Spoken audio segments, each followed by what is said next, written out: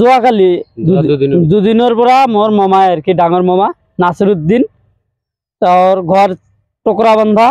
দুদিনেৰ পৰা নিৰুদ্দেশ হয়ে আছে মানে আমাৰ ঘৰেৰ পৰা একটা বাইক লৈ ওলাই গল তাৰ পিছৰে পৰা আমি বিচাৰ গুচাৰ বহুত কৰিলো আমাৰ যিমান আত্মীয় স্বজন আছে গোটাইখিনি আমি খবৰ ললো কত নাপালো না পোৱাৰ পিছত আপোনালোকৰ হেল্প ল'ব খুজিছো আমি তাৰপিছত আমি প্ৰশাসনক ফোন কৰিছিলো তাতো আমি জনাইছো যে আমাৰ মামাজনক অতি সোনকালে যিজন ব্যক্তিয়ে দেখা নাপাওক কিয় আমাক আপনাৰ জৰিয়তে চেনেলেৰ জৰিয়তে বা থানাতো যদি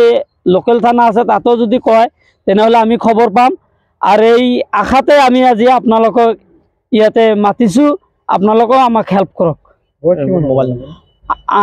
আনুমানিক 55 বছর মান হব আর কি মোর মামার বয়স কি কামত ইটা ভাটার লগত জড়িত আছে ইটা ভাটার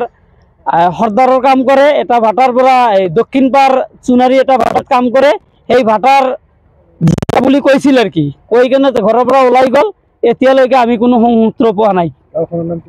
গাঁওখনৰ নাম টুকৰা বান্ধা